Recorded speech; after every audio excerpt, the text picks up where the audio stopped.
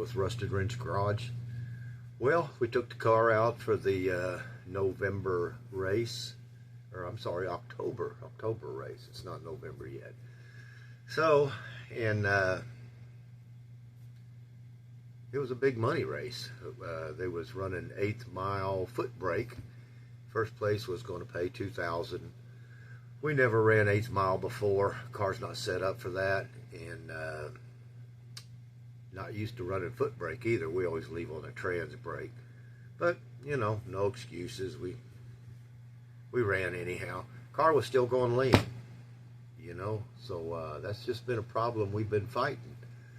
So the first run, you know, we made a test pass. And I'll show you.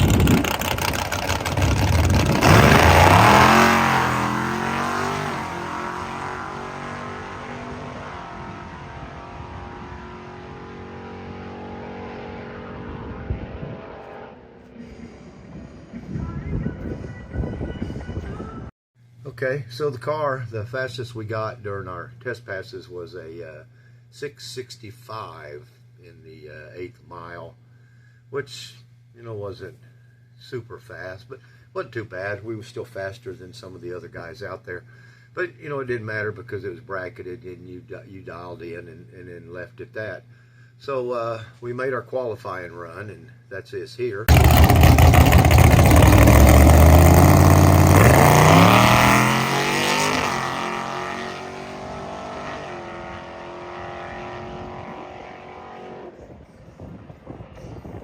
So even though the car was going lean, you know, we was making it through the 8th mile, and if I dropped my shift point, we couldn't get the car over 65. So if I dropped my shift point, you know, it kept it from popping, and we knew it was going lean, but we was there. We really didn't want to hurt the motor, but we was there. So we went ahead and ran it. So we ran the first round and got beat. I'll show you that run.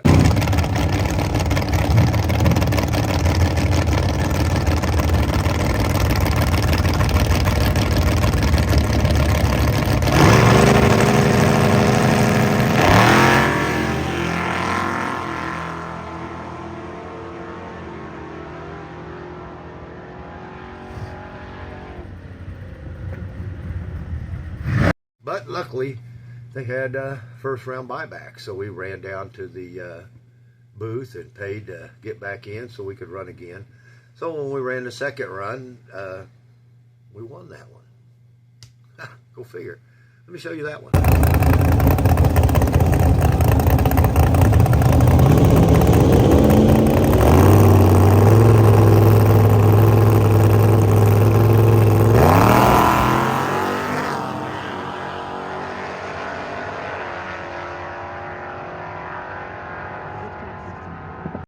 So we won that one, and we actually ran this one truck. We ran that same truck twice, and we beat it earlier in the day. And here's that run.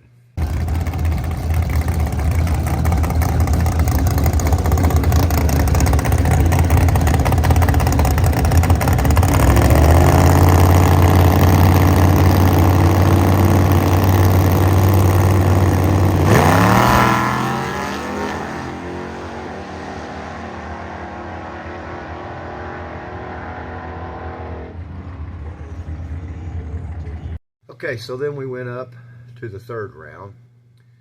Confidence was kind of high. You know, we won that one round. We thought, well, we'll just keep moving through the field. Maybe we could at least place, because they was paying first, second, and third in the money, and we just, you know, wanted to win something, just try to win. So that round there, let me show you how that one went.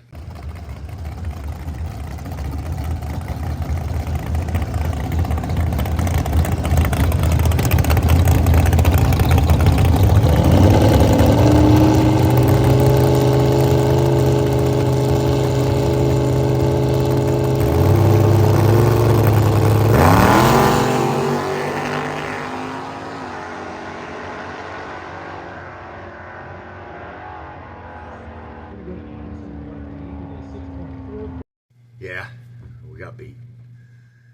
It was my fault. you know, I run line lock, and I do my burnout in second gear. So I shifted into second to do the burnout, and when I rolled back up there, I never put the thing back into gear, into first. So we left in second gear, and you can see that didn't work out. We got beat. So all in all, I mean, the car held together.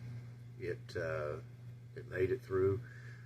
We actually made 11 passes, no, 12 passes on the car, and everything seemed to go all right. Getting a little bit of water was coming, seeping between my block and my water pump gasket. We tightened that back down. I think we got that took care of. So we got the thing back home, and we was having starter issues with it. So there toward the later rounds, we tried to start it, and it just wasn't having it. The starter was trying to give up. So a buddy of mine, he had to actually crawl under there with a big wrench and beat on the starter so we could get the car to start. And then once we got it to start, we could go ahead, and we went ahead and just left it running and made that pass, and we got beat. So we took it home, and we decided, well, we was going to change some stuff.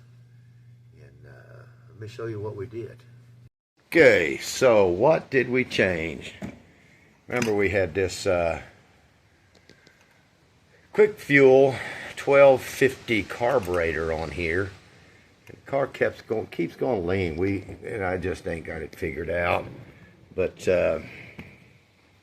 that's a 3-circuit carburetor. This Dominator is, and it just really didn't. I don't know.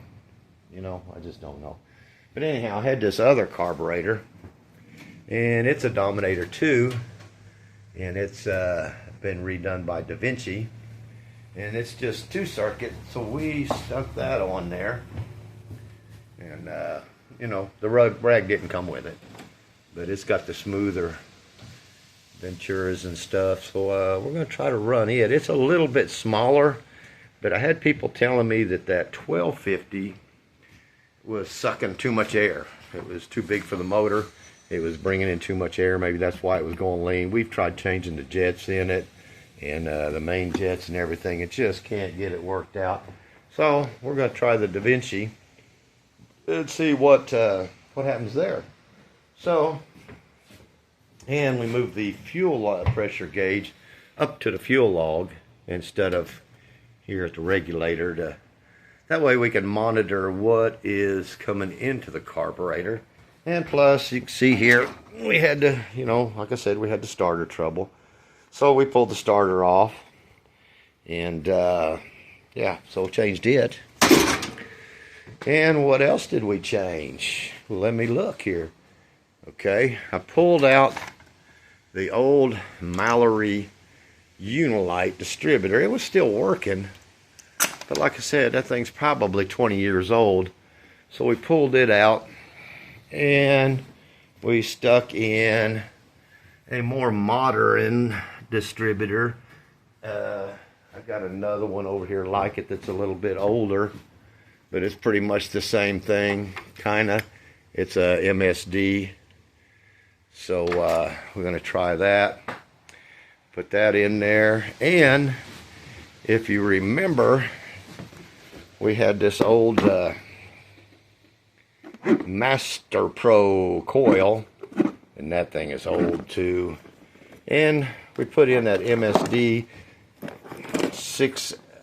6AL2 box, which we could program that with the computer. But we was doing some research, and this stuff's more for street use, kind of, I think. And the RPMs we're turning, we're thinking maybe that might be giving us a little bit of a problem. So we pulled all that to upgrade it and get the door open here. And we stuck in this MSD 7AL. I know it's upside down, but that's the way I'm filming it. So we stuck that in there, and then we had to go back to the 3-step box because this one doesn't program off of the computer like the other one did. You can get a grid system for it, and then you can. So we changed the coil, and we put in the MSD Pro Power coil. So we should even be getting a hotter spark than what we had before. Those are the changes that we made this time on it, and we're going to try it with that. I think November 5th or the 7th. Man, it is windy outside, I'm telling you guys. So November the 5th or the 7th, we're having another tested tune. We're going to take it out and try it then.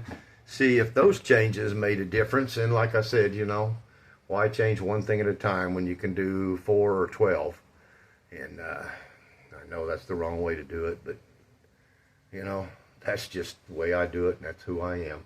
So we're going to try it with all these changes and see what happens. I mean, we may have to rejet that Da Vinci setup for this car, but we'll try it. And when we do, we'll video it then, and maybe we can get this thing worked out to where it'll, I mean, it's making passes, but I can't get the RPMs up over 6,500. It just, you know, it starts popping.